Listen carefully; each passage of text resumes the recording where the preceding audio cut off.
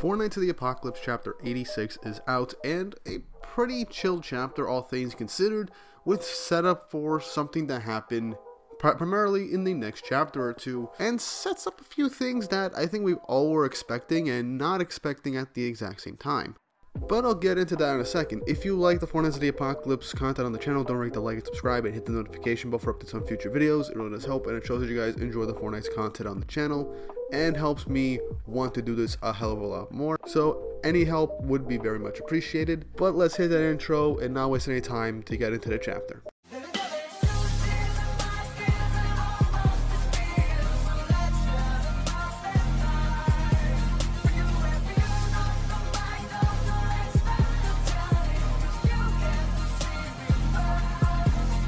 So chapter 86, titled Sprouts. I am not showing the cover page for this chapter because it is basically fan service to a varying degree, so I am not going to show it. But this chapter starts off with Ann and Percival visiting a bakery and just eating some nice apple cake or pie and just stuffing their faces. Even joking around about, remembering the ingredients for the cake so they can bring it on their journey. Which Percival brings up an actual point to the fact that if they brought all these cooking stuff with them, it'd literally just weigh them down. But Ann then asks where Nazianz and Donnie went, as apparently Nazianz went to Hendrickson's clinic, and even Ann is like, she remembers that Nazianz turned down the assistant job, which, again, it was primarily because of Percival, and Donnie went to go pay his respects to his grandparents, which even Ann is like, jokingly says, I didn't expect him to have a good side like that. Percival then brings up why Ann hasn't told her father that she became a holy knight. But Ann just says there is the problem. He told me to come straight home once I finished my duty. But Percival starts jumping around, being all happy, stating that he wants to go on an adventure with everybody right now. But Ann just tells him that Meliodas said that it would take about a day to prepare for tomorrow with new clothes and equipment. But then Ann says that she was honestly kind of surprised to think that the king of the human nation is also king of the demons who once fought humans. Percival brings up that Meliodas is a good guy and that he heard he fought alongside the humans in the Holy War. Ann says that maybe he did, but a shock's still a shock, like how he looked nothing like his wanted poster. Which, again, that scene was hilarious. Just Ann's whole imagination and dreams just being like crushed in an instant after seeing what Meliodas actually looks like. But then Percival brings up, so if I turned out not to be human, would you hate me? I know this is just Percival being like hypothetical and everything, but there's always the possibility that he's not entirely human. It is a very strong possibility. I mean, the guy knows demon language.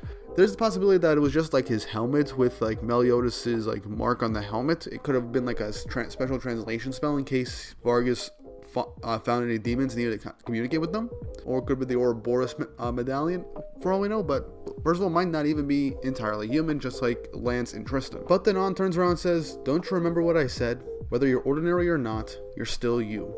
And Percival just grabs her from behind, hugging her, saying I love you, and says, and Nazianz and Donnie too, which I found it hilarious because it literally got Ann all blushy and stuff. She then starts to push him away and then tries to lecture him on personal space, saying that he really needs to work on personal space, especially when it comes to women. And then she remembers what her conversation with Isolde, as she like squishes his face like very hard in like anger and being really pissed, being like, don't you dare do anything weird with any girls. As Percival is just like, wait, weird? Basically like listening to all the stuff that happened recently, I guess, which is kind of hilarious. Which it is very important to think, because while Percival was raised by Vargas, it's very possible that he never really taught him how to interact with women, since he probably didn't think that Percival was going to interact with women, or it just never came up. So she lists things like touching a girl's breasts, like nothing's wrong, is strictly off limits, as well as what happened with Isolde, looking under their skirt.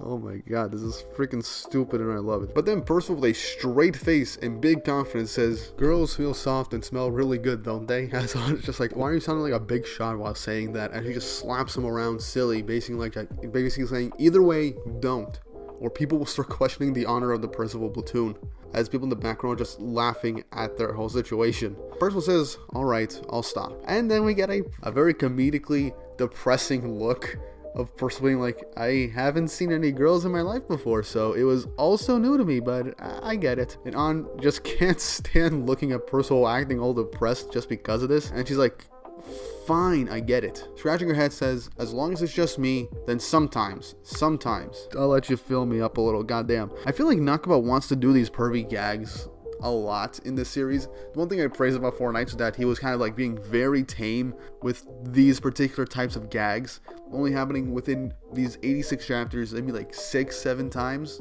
which is compared to the 7 Deadly Sins. By this point, it's happened almost every single chapter outside of fights. So I feel like this is his way of just sneakily putting in more of the pervert gags. Anyway, Percival just gets like way too excited and honest, being like, hooray! And asks to do it right now. But Anja says, look, for the record, I don't really see you as a man, you got it? As Percival just jumps up and hugs her and then just stuffs his face in her chest. But we don't linger on this for too long, as we see Nazienz looking down at them from the hill right above, seeing them hugging like that, and drops his medicine bag, staring down at them. Now, honestly, it has been kind of obvious that Nazienz kind of sees more in Percival, perhaps actually having like a crush on Percival, which I'm fine with. It adds like a little bit of internal character drama if you want to play around with it a bit more. But it's been like a common thing that I've seen. I've only seen it a lot on like Reddit, but a lot of people have been speculating like maybe Nazienz is secretly a woman this whole time.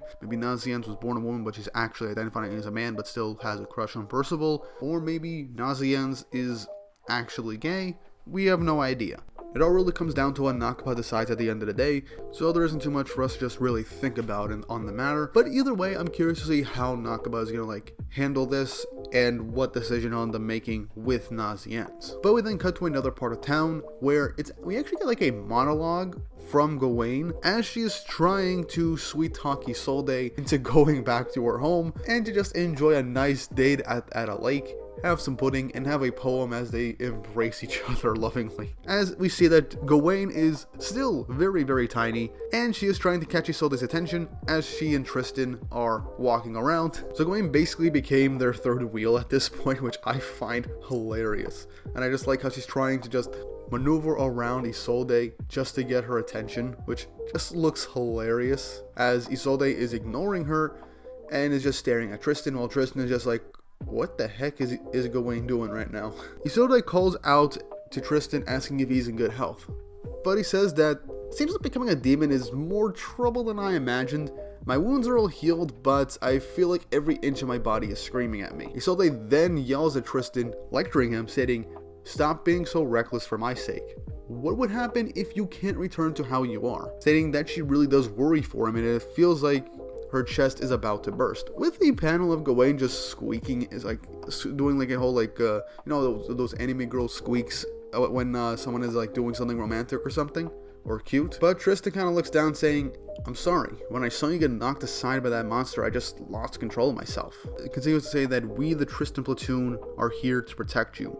Please don't ever risk your life for us ever again. But Tristan just says, I'm happy you feel that way, but mind if I refuse that? As Isolde is just looking at him dumbfounded, as the panels are all white with like just like flowers in the background, just bright lights in the area, as he says, all of us are partners. None of us are above or beneath each other. Gawain in the corner being a little snarky, me like, you're such a naive prince. You don't seem to understand your position. Which, I mean, yeah, he's a prince, he has people protecting him, but he wants to see them as equals, and he treats his platoon like they're his friends, which I'm glad about. He's not a spoiled brat, unlike a certain person that gets name dropped in this chapter, and we all know this particular person just needs to get punched in the face, and Tristan should not think of him as a friend after all the crappy shit he did. Well, my Cheon slander has lasted another video, so let us continue. Tristan goes on to state, do you know, Isolde, the story about the heroes whose races, birthplaces, personalities, and ways of thinking were different, but they nevertheless overcame every trial thrown their way? The 7 deadly sins. And I like this little panel just showing all 7 sins together, charging at whatever enemy they can. It's a really nice interpretation. It shows that Nakaba can still draw the old designs of the characters, even though you can't fully see the detail of everybody.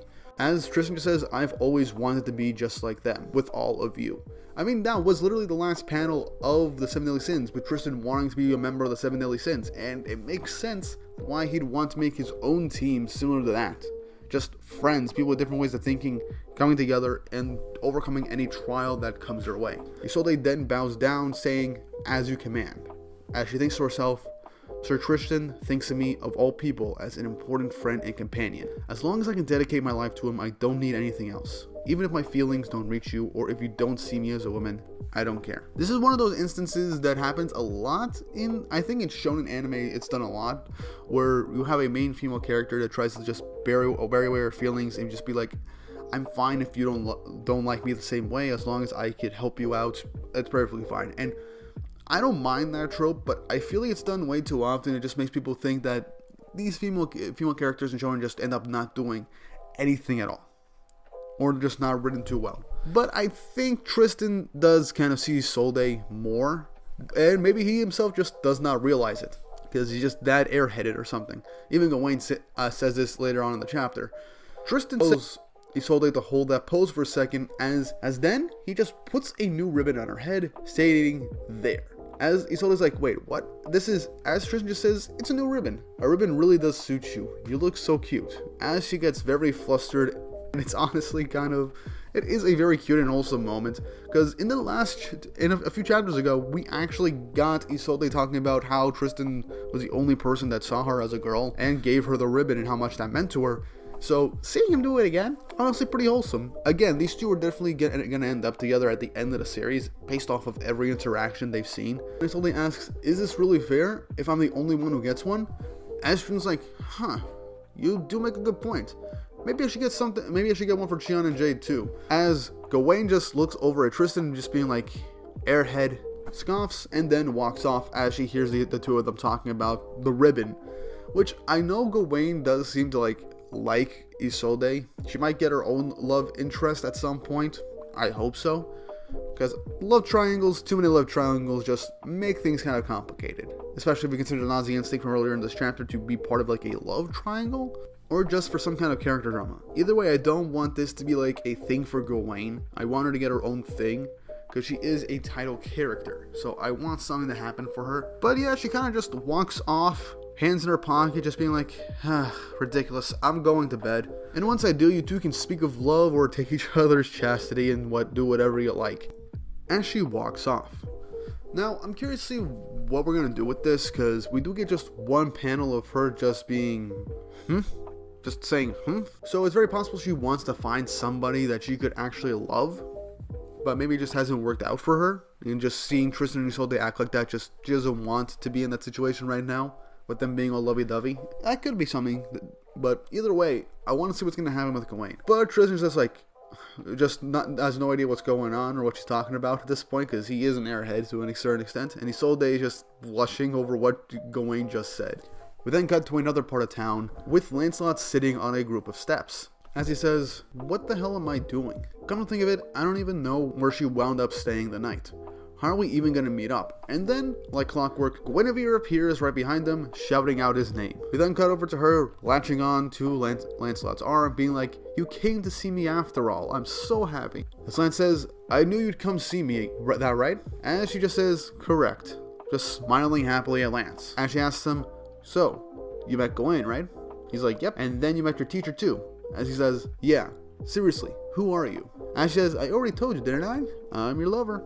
Which I know I made a video about the whole Jericho thing being kind of uncomfortable, and that was meant to be uncomfortable. This relationship here is basically being set up to be like the endgame relationship for Lancelot, and this also kind of makes me uncomfortable. I said that in the chapter review when I was covering it, but I don't know, it's weird. It's just weird. I don't know how to feel about it anymore. Still kind of uncomfortable with the fact that that she is 12 and Lancelot is 16. I feel like if you wanted to make her younger than Lancelot, 14 would have been a much better age than 12. But I'm lingering on this way too much. Let's just move on. The final page of the chapter is Lancelot carrying Gawain on his back, being like, you're way too familiar with me. And she's like, oh, you're so shy. How cute. As they're both walking along with someone dressed in all black. I feel like it could have been better in silhouette, but someone in all black staring at the two of them as they're walking away, with the ending caption saying the two were getting along well. But isn't there something unusual about it? Ending the chapter. So, yeah, again, a pretty chill chapter, and it seems like we're setting up for a confrontation for Lancelot in the next chapter with Guinevere, as the next title of the chapter is titled Guinevere for chapter 87. So I am curious to see where this is going to lead, because we do need some more answers for Guinevere, because she is a very mysterious character. She seems to know way more than she should, as if she's like a prophet or something. So I'm very curious to see what is going to happen and who this mysterious figure could be. Could be someone related to Guinevere, or I've seen some people online stating that this could maybe be Bond, and this could be Bond's first introduction to the series. I don't mind either, but I think since it's titled Guinevere, it's gonna have something to do with Guinevere. Either way, I enjoyed the chapter. It wasn't too amazing. It wasn't super impactful for me, but it basically just sets up the three main ships, the three main relationships for a story, which I'm fine with. It's really just the couples hanging out and Gawain just being like, I'm just gonna go. Gawain does need to have somebody to even it out, but if she ends up not wanting to have a relationship at the end of the day, that's fine too. It just feels like Gawain is getting the short end of the stick right now, but then again, she is in an enemy kingdom right now, so it'd be pretty hard to find love in an enemy kingdom. But overall, a pretty solid chapter. Nothing too amazing, nothing too great with reveals. It was literally just the main couples of the series just going out on dates, basically, and setting up something with Guinevere. I'm more excited for the next chapter, so hopefully we get some more answers towards Guinevere, because technically she is supposed to leave soon, if her words are true.